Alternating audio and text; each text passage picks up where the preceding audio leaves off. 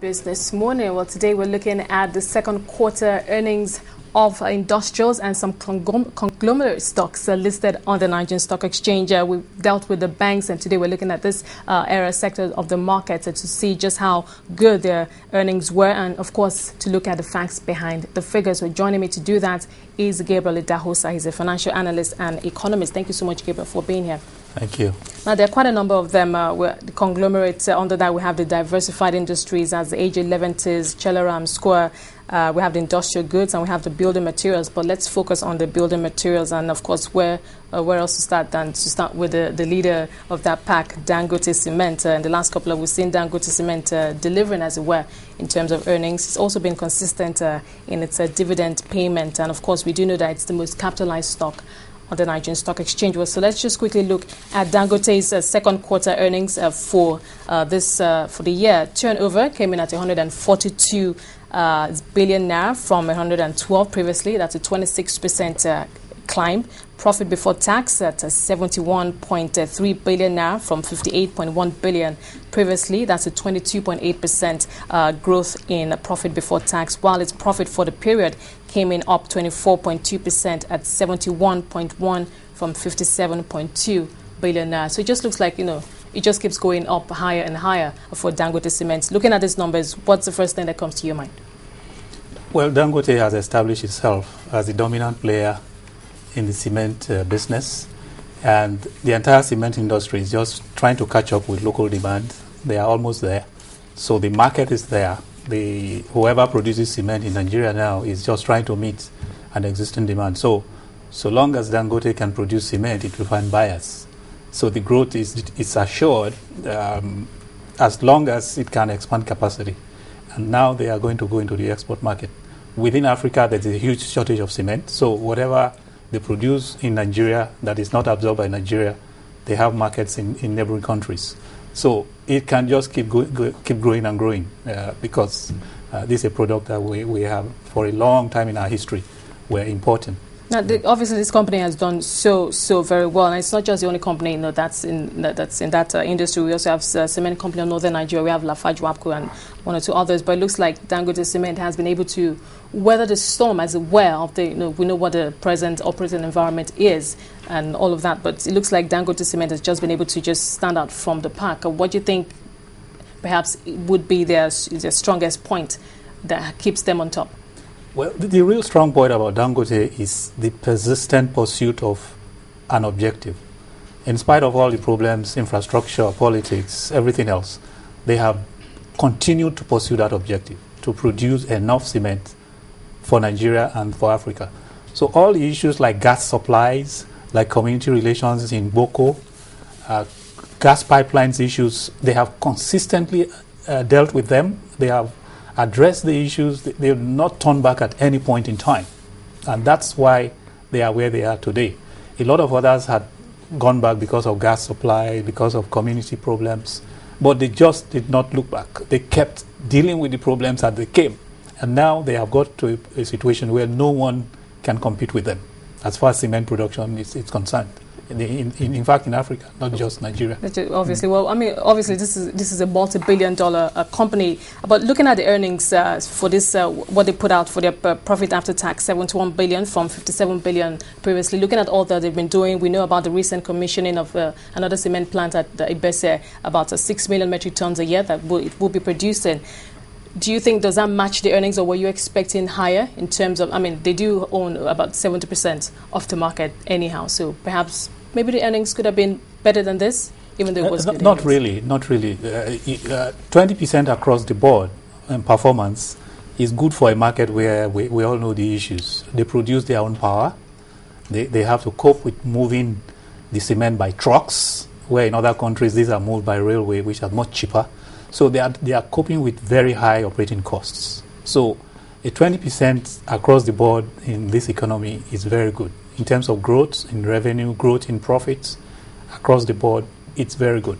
Because not many companies in manufacturing, even light manufacturing, can do that, let alone heavy manufacturing like cement. So if they can maintain a 20% year on year, it's really, really very good for that type of industry. Now they keep, because looking at the numbers, from time to time they come out to say, you know, these are our projections for growth. We're expanding here. We're doing this. We're investing more in this. We want to become, you know, the only or the biggest producer of, you know, cement on the African continent, and perhaps even beyond that.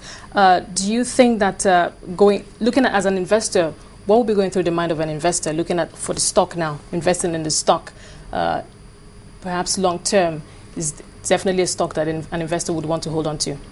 Yes, actually, as an investor, we have been advised as an investor to behave like the owner of the business. If you are investing in Dangote Cement, see yourself as an owner, a part owner, a real owner, not just buying the stock on the stock exchange. That will answer your question. Because if I own Dangote Cement and I'm continuously growing, I am dominant in Nigeria, I'm dominant in Africa, I want to take on the world, and this is an industry that I have the experience, I will continue to grow, and there's no competition around the corner that will match me.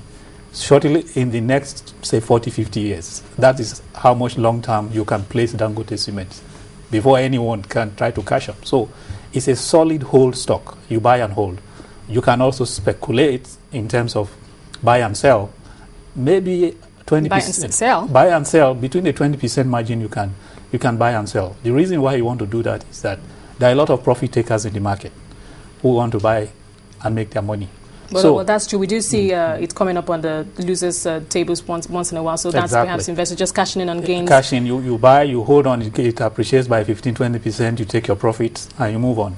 Or you go into another stock, or you buy again and you keep your profit and use your capital to buy again. So for the short-term investors, those who come into the market, well, maybe not the speculators themselves, those who come and say, okay, you know what, every 2, because we see sometimes the market, it takes 2 steps forward or 3 steps forward, 2 steps backwards, profit taking and gains like that. So is it more of the institutional investors or the retail investors, do you think, are the ones doing that, just trying to pull profit just before or in case something happens, because so many people are still jittery, about the market, turn of events, unexpected, events happening.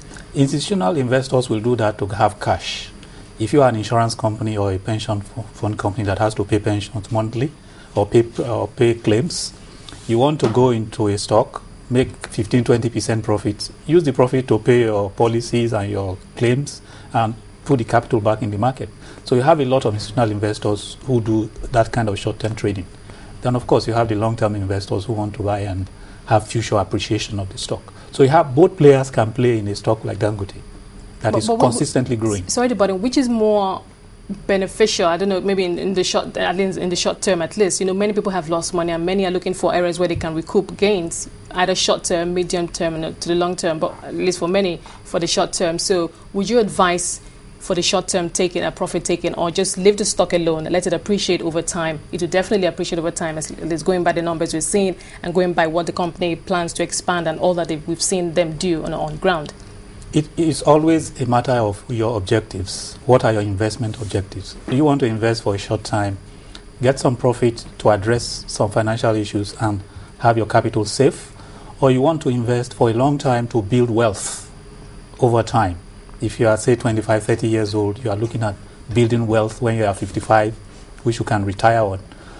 Dangote is the kind of stock that qualifies for both things, because you can get short-term gains, you can get long-term, really massive appreciation of your holdings. So either way you can play. There are not many stocks that qualify both ways. Some stocks are purely speculative stocks. If you are looking at pure construction companies, for example, who may have large contracts today, they don't have big contracts tomorrow, you want to only speculate in such stocks. You don't want to hold long-term positions in stocks like that. Okay, going forward for the company, we do know that federal government is embarking on large infrastructure projects this year, so there's going to be a lot of construction. We do know that there's still a lot of construction going on, projects that have not been completed, new ones have come on board, a lot of construction. So definitely building materials, especially cement, will be one of the key ingredients needed, and that will be used. So in terms of positioning, is this definitely more profit, not just for Dangote, for the others, but we're looking at Dangote now? Yeah, there will be much more profit for anybody in cement for a long time. The reason is that if you take the statistics of consumption of cement per capita around the world, Nigeria is about the lowest. Our consumption of cement is about the lowest compared to our population.